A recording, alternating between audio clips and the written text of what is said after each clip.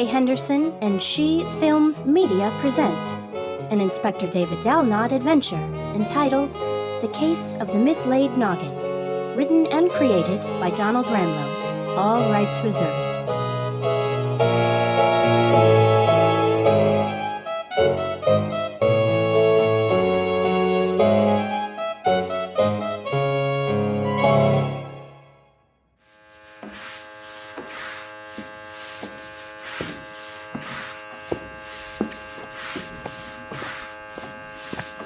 Good night, Amelia.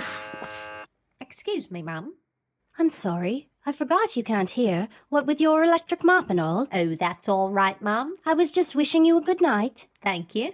You know, I don't think many of the people working here appreciate all the hard work you and your team of caretakers do to keep our buildings so nice. We go home in the evening, spend time with family and friends, while you're here working, making sure everything looks beautiful when we arrive in the morning. Thank you, ma'am. But I don't know how much time you'll have to spend with your family tonight. It's 11 o'clock. You work a lot of hours yourself. I do, and I'm sure most of the other people here will tell you the same. Oh, I'm sure you're right, ma'am. Well, I better get back to work. I've got 15 offices to mop and clean by 6 a.m., and it won't get done if I keep holding you up. Big Ben waits for no one. That's true. But you know, having a record of Big Ben playing in the building just isn't the same as the real thing. I'll be glad when the renovations are finished and it reopens next year. So will I, and so will the tourists, especially the Yanks. It's kind of fun to watch them all stop and stare at the tower every time it rings. It's like they're a bunch of lemmings waiting to follow their leader. True. But luckily, they don't have a cliff to be pushed toward. Although most people don't realize that's mostly fiction. Lemmings don't want to jump off a cliff any more than anyone else. You're right there, Mum. Well, good night. Good night, Amelia. Well, I'd better get back to work, or I'll never get all the offices cleaned.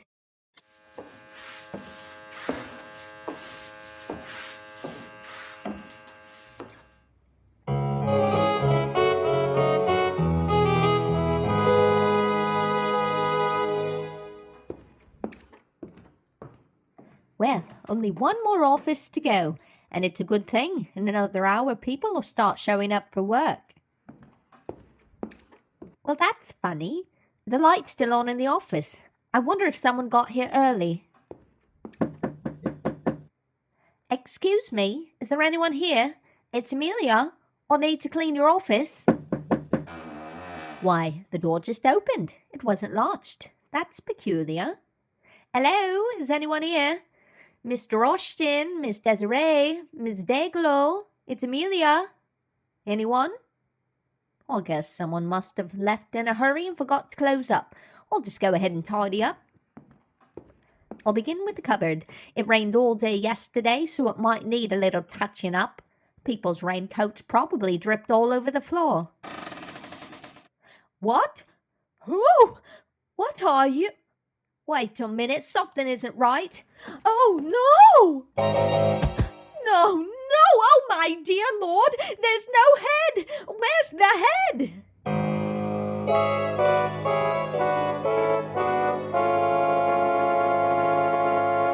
Dear. Oh, it's simply this is horrible. ghastly. Does anyone know who I don't they suppose were? what Alice did it. Oh, Did the man. police have any Do we know his name? Oh, terrible. Who's to say he won't strike at home? Here now. Be quiet, everyone. I'm Detective Chief Inspector David Dalnod, and I've been assigned to this case. Sergeant, close the door to this office. It's hard to even think. Yes, sir. All right, now. Who's in charge here? I am, sir. Detective Marley Lesham at your service. Oh, I thought it was you. Good to see you, Marley. You too, sir. So, what can you tell me, Detective? Well, it's like this, sir. One of the caretakers for the building was finishing up her tasks for the night and entered the room. She's the one sitting over there in the corner, sir. Her name is Amelia Ruttles. I see. Well, anyway, this was the last office she had to clean for the night, and when she got here, the office lights were on and the door was barely latched. She yelled to see if anyone was there, and no one answered. She just figured someone left in a hurry and forgot to secure the office. She started to clean the office, beginning with the coat cupboard, and when she opened the door, the body fell out. It was pretty traumatic, as you can imagine. I would think so. Has the body been identified? Officially, no. However, the wallet in the pocket of the victim had identification indicating it was Albie Ashton. Mr. Ashton is a barrister in this office. The caretaker, Amelia, has also indicated that the body resembles Ashton. Was there anything missing? Besides the obvious. Really? Mr. Lesham, please remember that the victim here is a person. Yes, sir. Sorry, sir. Getting back to your question. I don't know. No one is here I can check with yet. I see. Who else works here? Only 2 others, according to the caretaker. She indicated that the other employees were a solicitor and office administrator. The solicitor's name is Irony Desiree, and the administrator's name is Fiona Dayglow. You indicated they weren't here. That's right. However, they should be here shortly. The office normally doesn't open up until 9, and it just turned 8 o'clock. I tried calling both of them, but they didn't answer. I was able to get their numbers from the building manager. I figure they must be on their way. Was the building caretaker able to add anything else? No, sir. He said that they have a large caretaker crew and people are coming and going all the time, cleaning the offices. So if there was something suspicious, it would be hard to notice. I don't think Miss Ruttles can add anything at the moment. Well then, let her go home. We can follow up with her in a couple of days. I agree. Miss Ruttles, Yes, sir. the detective chief inspector said you can go home now. Thank you, sir. I'm exhausted. I need to get my sleep. That is understandable. Please contact us if you remember anything else. I'll give you a call in a couple of days just to make sure you're okay. Thank you, sir. That's very thoughtful of you. Good night. Goodbye.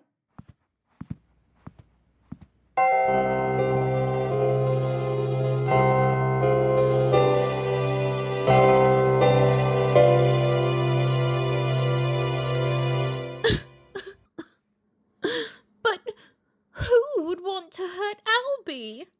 He was one of the best business partners I could hope for. We made quite a team. He handled the trial cases, and I worked on all the paperwork and other tasks that our clients needed. I don't understand. I don't either. But I can assure you we will work to find out. The truth is, there are several reasons why this could have occurred. I know that the people you represent are protected with client privilege. Miss Desiree, but are there any situations that might lead you to believe that someone wanted to harm Mr. Ashton? Not really. Most clients working with us are stressed out to begin with, unless they're seeing us for general paperwork, such as wills, power of attorney, and other items. As solicitor, I handle most of that work. Albie, as a barrister, did all the work with regard to courtroom appearances. In fact, he was just recently elevated to being a silk, which means he could practice in the highest courts of the land. Why, I remember seeing him just the other day showing off his new silken peruke. He was so proud. It takes years to achieve that level of professionalism. All of us have really been working hard to make our small legal office one of the best in London. Were there any new cases he was to be handling as a result of this recent honor? Not yet. Like I said, it's only been a short time since he was honored. Well then, were there any clients that were upset with him enough to harm him? There are always going to be a few clients upset. We're successful, but we still lose a few cases from time to time. But that is the risk everyone takes when appearing before the court. Is there anyone in particular you can think of? Look, this has really got me upset and I can't think straight. Could you please let me go through our records and see what I might be able to share with you? I'll be able to answer your questions better then. That would be fine. Oh, by the way, where is your administrator, Fiona Dayglow? Shouldn't she be here by now? Yes. She normally is here before anyone else. She double-checks the schedule and makes sure we're good to go for the day. Marley, Yes, sir. Would you please have someone check on the whereabouts of the office administrator, Fiona Dalnod? Yes, sir. May we have her address, Miss Desiree?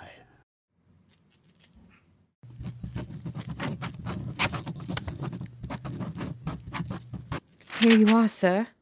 I hope she's all right. I hope so, too. Thank you. Here's the address, Marley. I've got it, sir. And now, Miss Desiree, could you please show me how your office is organized?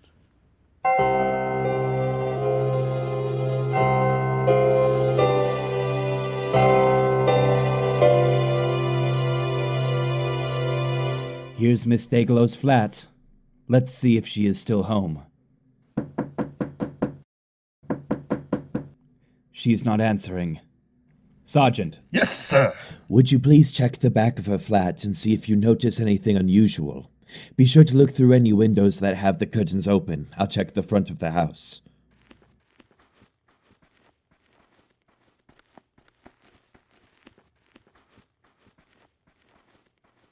Sir, quick! Come back here. Looks like someone is hurt. There appears to be a body on the floor. Right away, Sergeant. Over here, sir. Look in the window. I see. There's someone on the floor. Go ahead and break the glass on the back door and let us in. This is an emergency.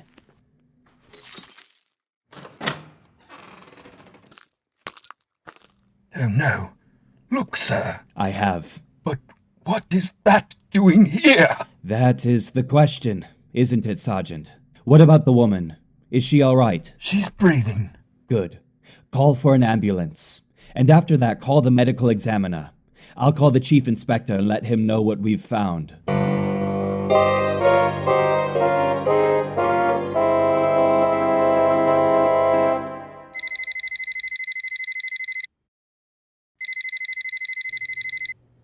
Hello? Hello, sir. This is D.A. Lesham. We found the office administrator. Well done. Did she say why she hasn't come to the office yet? I'm afraid not, sir. She was unconscious when we got here. She's had a head injury. Is she going to be all right? I think so, sir. The ambulance should be here soon. Good. Let me know when she comes to. Sir, there is one other thing. Yes? It's about the victim's missing head. What about it? It's here, sir. What? Where? It's in a box. It was sitting on a table next to where the Miss Dayglow was lying. In fact, I'm wondering if she fainted and that's how she was injured. That's possible. Look, I'm finishing up here at the office, so I'll see you back at the constabulary. Yes, sir.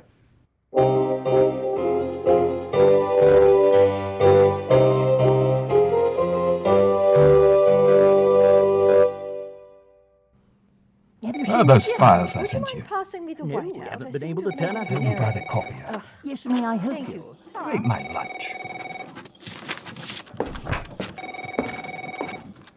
No, he's not in just at the moment. Come in. Much longer. I'm ready to call it today.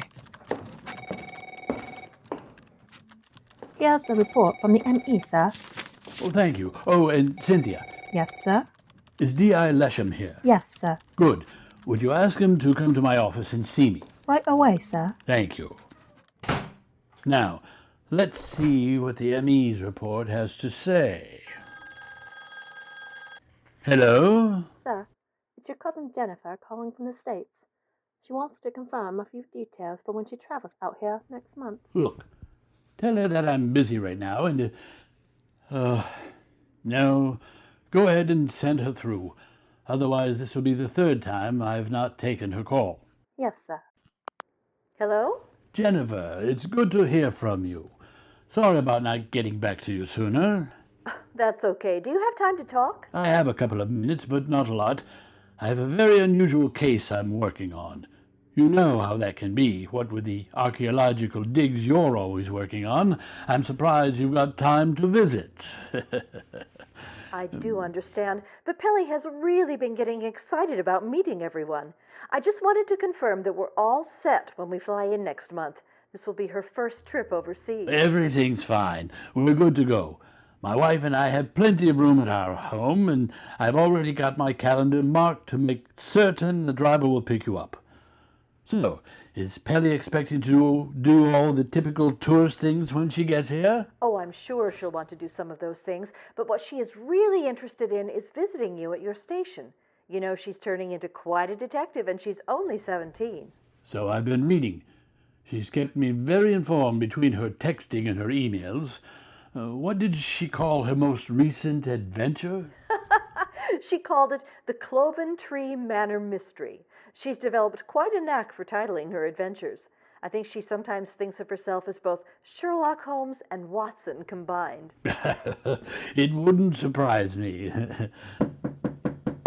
Oh, look, Jennifer, I have to go now. I'm meeting with one of my detectives to go over a case I'm working on right now.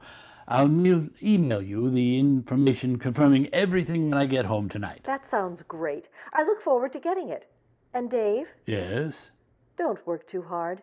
You've always managed to solve all of your cases, even the most puzzling ones. I'm sure you'll do the same here.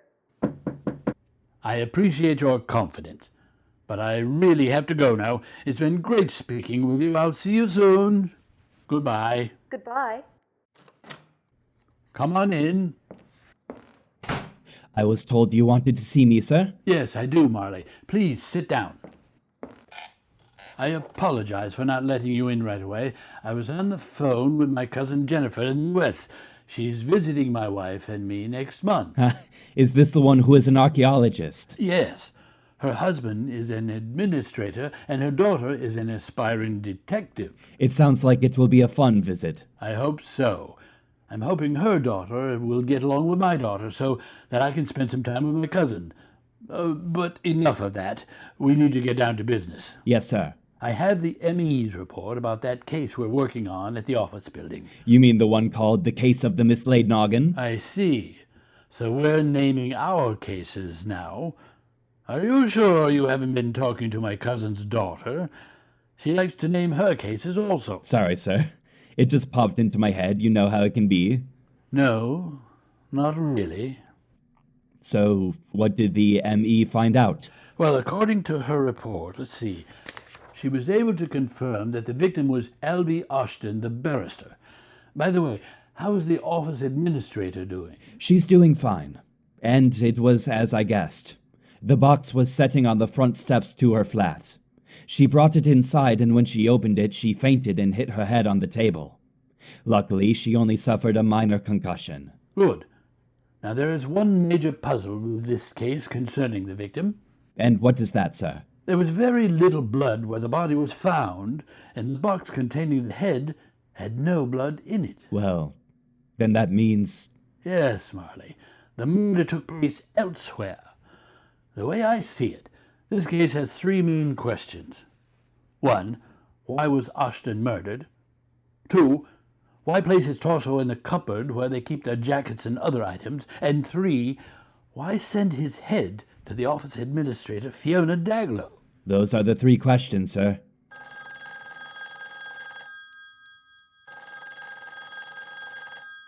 Oh, excuse me. Hello? Hello? Inspector Dalnod? Yes? This is Irony Desiree. Your assistant put me through to your phone. You asked me to call if I remembered anything or found anything missing. That's correct. Have you? Yes, but it doesn't make any sense. What do you mean? I did find 2 items missing. What were they? That's the odd thing. His new silken peruke are missing. That is strange. Hold on a minute. Marley, pick up the other phone on that table there. Yes, sir? Excuse me, Miss Desiree. I've asked Detective Inspector Lesham to listen in on our conversation. Please continue. Well, as I was saying, his new silken peruke are missing.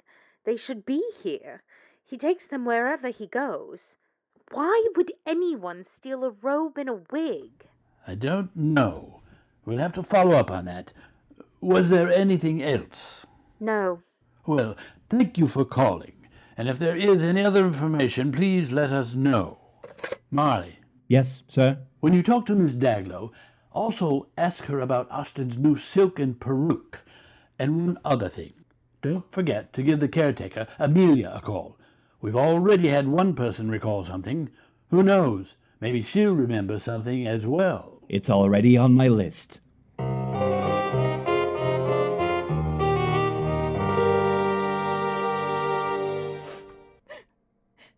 I tell you, Detective, I can't think of any reason anyone would want to hurt Mr. Ashton. There were always some upset clients. They lost their case, they paid too much, etc. But I never once witnessed anyone threatening to hurt him. Well, that's not quite right. There was one client who got very angry. However, he didn't threaten to kill him. He just said that he would find a way to get even. And who was that? His name was Reginald Uridome. Can you tell me what the case concerned? I can. Most of it is in the public records. Mr. Uridome had been accused of selling an illegal substance. What kind? Nothing really bad to most people. I suppose Americans would call it bathtub gin. He was arrested for making his own liquor? Yes. That's really not a major crime. What happened? Well, the gist of the case was that he had made high-content alcohol without getting a government permit. I see. But wouldn't they have just fined him or given him a warning? That is usually what they do. However, his liquor tasted so good that his neighbors started asking him to make some for them, and that is where he got in trouble. Selling liquor without a license or permit is against the law. So why did he fight the case? Why not admit to wrongdoing? Chances are he would have gotten a suspended sentence and a small fine. That is where the argument came in. Mr. Ashton advised him to admit his crime and pay his fine, but he wouldn't agree. He insisted that he had every right to make his liquor and sell it to his neighbors. The end result was that he was found guilty and made to pay a very large fine. It was at least 10 times what he would have paid if he simply admitted to the violation in the first place. He blamed Mr. Ashton for losing the case and threatened to get even. May I have his address? Yes, I have it right here. I was getting ready to put everything from the case in our closed file section. Let me write it down. Thank you. Also, I'm told that Mr. Williams' peruke and silk were missing from his office. Can you think about why that would be? No, not at all. Mr. Ashton hadn't even worn them officially yet. He was waiting for his first case in front of the High Court. He was really excited about it. He put them on and paraded around the office asking us what we thought. Of course, he did look great in them. Oh, and one other thing. Could you please write down the address of the company that provided him the silken peruke? I'll have to look it up. It's on my computer. One moment. There it is. I'll print it out for you.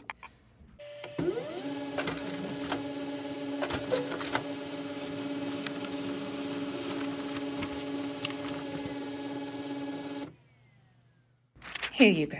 Thanks.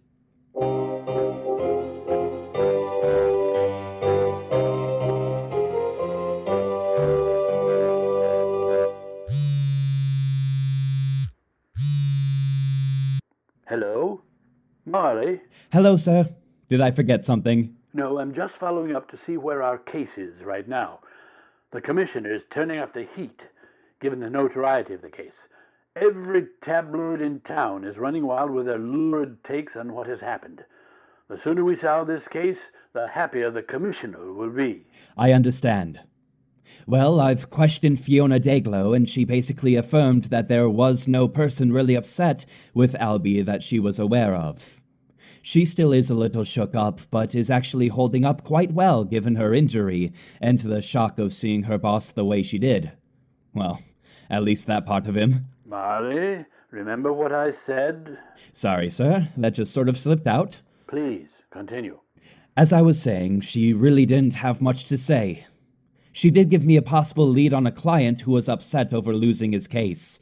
However, that seems a bit out there for me. The case concerned illegal liquor sales. That just doesn't seem like a reason to attack someone. One can never tell, Marley. I know. I'm on my way to visit him now. Anything else? Yes, sir. I've got the address for the company that made the peruke and silk. I plan on visiting them after I'm through with Uridum. Good. What about the caretaker? Did you give her a call? No, sir. I suggest that you call her yet today. She probably doesn't have anything more to add, but I want to make sure we don't miss a thing. I agree, sir. I'll contact her after I meet with Uridum. Keep me posted. Goodbye. Goodbye, sir.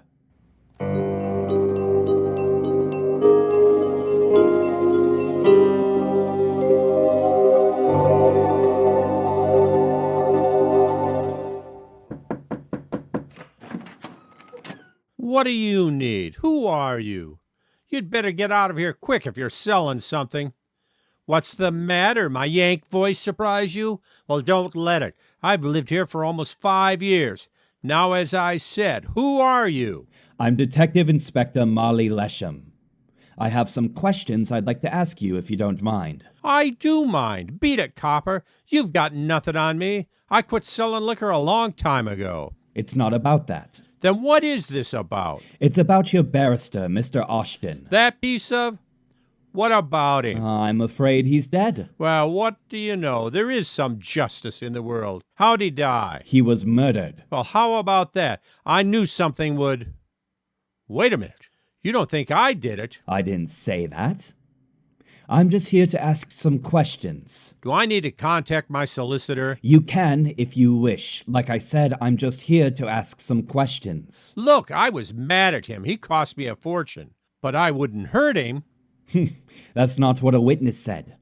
The witness said that you threatened to get even with him. Well, I did say that. But that was just my way of venting steam. I resented the fact that had I listened to him, I wouldn't have had to pay such a large fine. I was mad at myself more than him. I just let my mouth get in the way. That's happened to me more than once. Honest, I didn't hurt him. All right. That's all for now. But I want you to come down to the station on Wednesday at 10 o'clock and answer some additional questions. Questions like, where were you 3 nights ago? I'll be there, and I'll answer any questions you have. Fine. I'll see you tomorrow. And, Mr. Uridum? Yes? Be there. If you thought you were in trouble with your liquor sales, just imagine what kind of trouble you'll be in if you don't stop by for further questioning. Look, I understand. Like I said, I'll be there. Fine.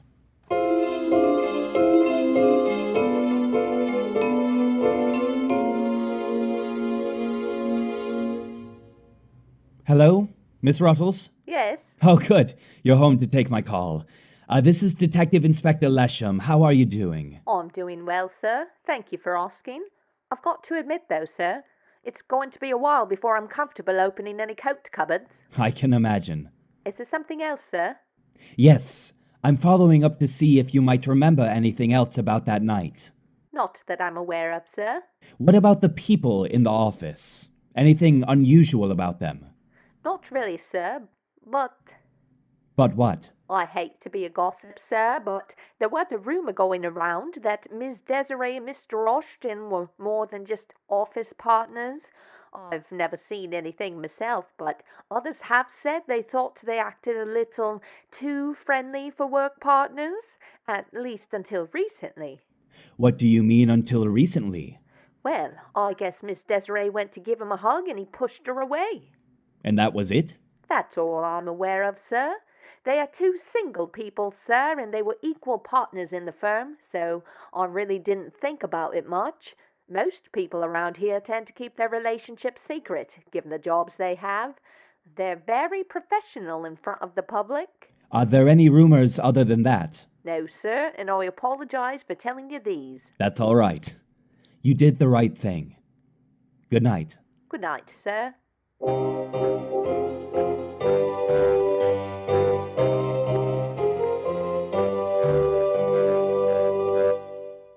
Hello, Marley.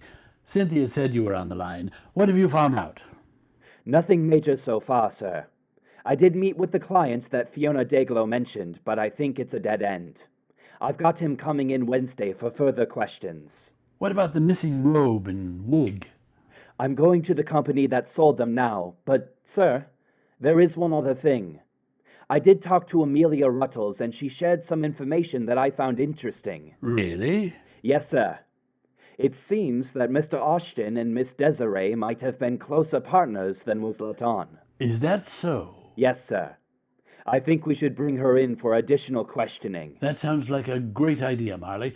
I'll handle getting that set up. You go ahead and check in with the Silk and Peruke Company. Yes, sir. I'll give you a call once I've confirmed a time for Miss Desiree.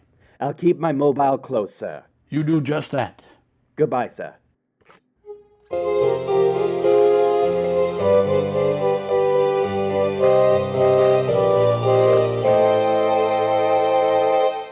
May I help you? Yes. I'm Detective Inspector Marley Lesham. Here's my identification. And your name is? Serafina, but everyone calls me Sarah. I process all of the orders for our company. What do you need? I'm gathering information for a case I'm investigating, Sarah. And you may have some information that will help me. If I can. One of your clients, Mr. Albie Ashton, recently purchased a new silk and peruke from you. I remember. He was really excited. He'd just been recognized after having worked as a barrister for 10 years. He wanted to buy the best silk and peruke possible. What's going on? Is there a problem? You could say that. I'm sorry, but Mr. Ashton is dead. He was murdered. We don't know why yet. Murdered? But what does that have to do with our company? Probably nothing. However, something puzzling happened that we are trying to figure out. And what is that? Mr. Ashton's new silk and peruke are missing. We're just checking to see if he returned them or something else had happened to them. Not that I'm aware of. We work with the high-level clients all the time, and I can assure you that the products we sell are of the utmost quality. I'm sure they are. Can you think of any other reason they could be missing? No, as I indicated... Wait, there is one thing. What? Well, one of our clients emailed us and said that we had shipped him the wrong peruke. I double-checked the order, and what he was sent was correct. The odd thing was that his order was a duplicate to Mr. Ashton's. They were exactly the same. What did your client say when you told him that? He got very angry. His emails were pretty harsh. He wanted me to give him the name and address of Mr. Ashton, but I explained I couldn't do that. Was there anything else? Well, now that you mention it, we did have one other problem recently. What was that? Our building was broken into. Was there anything taken? That's just it. Nothing was taken. Our office was a mess. The files had been pried open and papers were scattered everywhere. However, not one item was missing. We just figured it was someone looking for money, and when they didn't find any, they left. I suppose that's possible. Nothing else besides that? No, those are the only unusual things I can think of. Thank you. One thing. Yes? Could you give me the address of the person who complained about having the wrong peruke? I can get a warrant if need be. I think you should. Privacy and all. You know. I do. I'll return shortly, thank you.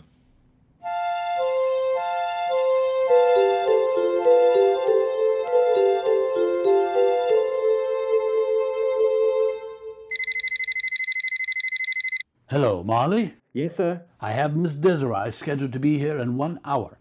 The meeting will take place in our small conference room. Can you be here? I was on my way back already. I'll be there shortly. Good.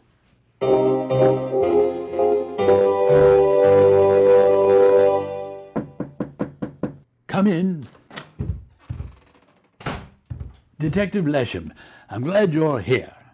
Miss Desiree has graciously agreed to answer some additional questions for us. Great. As I told you earlier when you called me, I'm glad to help, but I don't know if there's much more I can share with you. Well, you just never know. Miss Desiree, we have reason to believe that you're in a relationship with your partner, Mr. Ashton. What? Who said that? We're just partners, and even if we were involved, that's nobody's business except ours. I didn't work for him. We were equals and consenting adults. Well, which is it? Are you just partners or consenting adults? That's none... Ugh. I guess it doesn't matter anyway. All right. So what if we were involved? We loved each other. My heart was torn out when he was discovered dead. We were planning on getting married. Were you now? We were told that you two weren't close anymore. That's just not true. Yes, we had a spat. Ever since Albie got his silken peruke, he changed. He just kept parading around with that robe and wig of his like he was a member of the royal court. And when I said something, he said he wasn't sure that we should get married after all. He wasn't sure that would be the professional thing to do. I was so angry I could have shaken him by his neck. Did you? What? No, I did not. And after we talked further, he agreed that he'd been acting a bit like a royal, well, you know. We talked some more, and we agreed that the wedding was back on. So you see, there was no reason for me to have hurt him. All right. That's all for now. You move. But don't go too far. We may want to question you again. Do you understand? Yes, I do.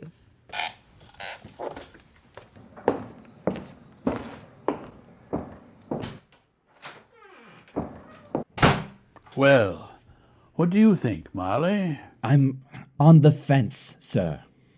She seemed sincere, but as someone once said, sincere people still know how to do other people in. Sounds like a very wise person. And who said that? You did, sir. But on another note, I did get a possible lead concerning the missing silk and peruke. I wondered if you might want to come along when I interview the person. You wondered right, Marley. I'm through with the office for today. Let me grab my coat. I'll meet you at your car. You can update me on everything while we're traveling. Yes, sir.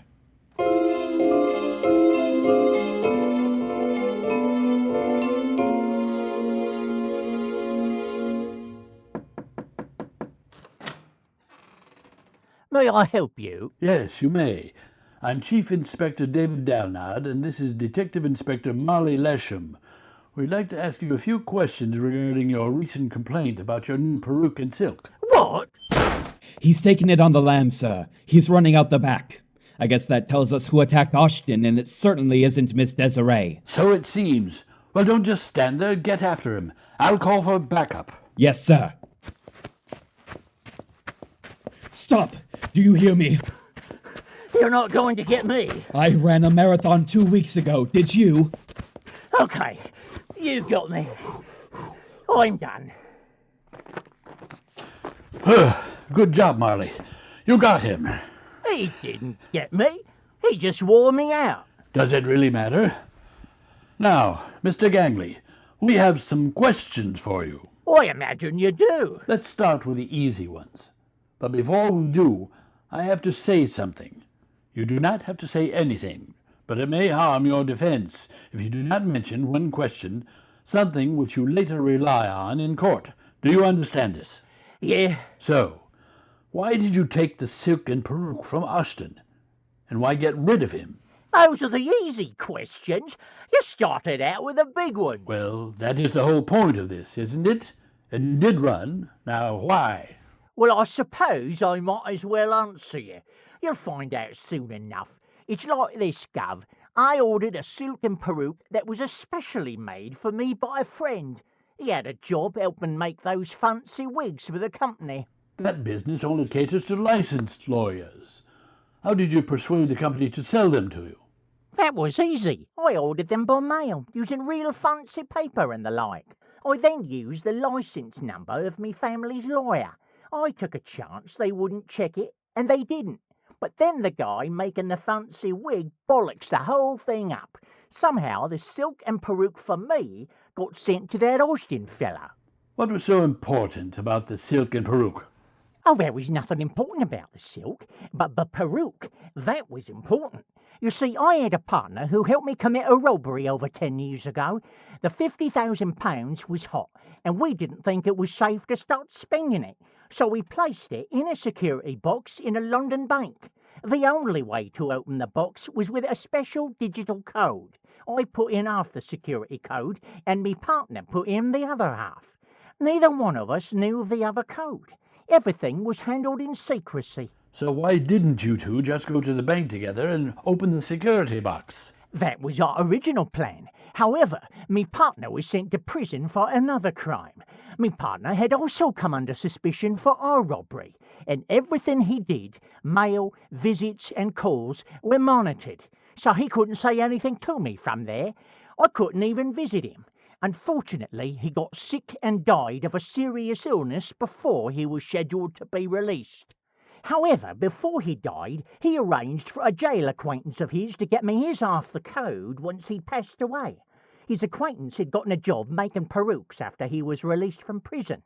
The man didn't know what the numbers meant, and me partner had promised him that I would give him 100 quid if he did this for him. His acquaintance wrote the numbers microscopically on one of the threads on the peruke I'd ordered. A normal person wouldn't see 'em, but they were easy to read with a magnifying glass if you knew where to look. Excuse me, sir. I have a question. Go ahead. I have to ask. Why did you store the stolen money in a pink security box in the first place? Can you think of a safer location? You can't trust anyone these days. There's a lot of crooks out there. A person's got to be careful. I see. Even with that being the case, why didn't you just have your partner's acquaintance send you the numbers again? I would have, but that bloody fool stepped in front of a hack several days ago and got himself squashed. That meant I had to get that peruke back. But why kill Ashton? Why not just steal the peruke? I tried. I stopped him at his house. I'd gotten his address by breaking into the silk company. The peruke and silk was sitting on the seat of his car. He wouldn't give me the peruke, so I forced him out of his car and into mine. He held on to that peruke and wouldn't let go of it no matter what I said. I took him back to me place, and again I asked him, hand over the peruke. I didn't want to fight him if I didn't have to, but he wouldn't give the wig up. He put it on his head and said I would have to take his head too if I wanted it so bad. So what could I do? I took it. Well, that explains why we didn't find much blood at his office. Why bother to take his body back to his office? Well, that's where I thought I was being really clever. I thought if he was found at his office, they wouldn't tie him to me. But how did you get inside? I had his keys, so I grabbed a large empty box from a store that said cleaning supplies and put him in it. I put on a pair of work overalls and then wheeled him into the office. No one ever even noticed me. I looked like one of the caretaker crew. Why put his body in the cupboard? I didn't plan on it. I was going to put the body nice and comfortable like in his office chair. But then I heard the caretaker coming, so I stuffed him in the cupboard, grabbed me cart and left.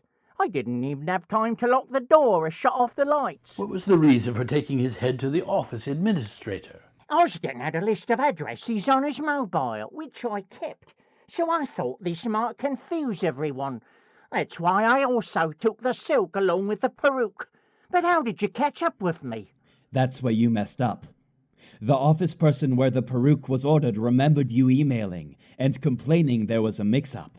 That's correct. We might not have even tied you directly into the crime if you hadn't run. Why did you? Oh, I thought you were going to come inside. I still have blood on the floor and the cash from the robbery is sitting on the kitchen table. I thought you'd already figured out what happened. You know, if you just kept calm, we might not have connected you to the crime. Ah, it's just me luck. Oh no, you're wrong, Mr. Gagley. What? It was our luck, not yours. No. That's quite right, sir. Quite right.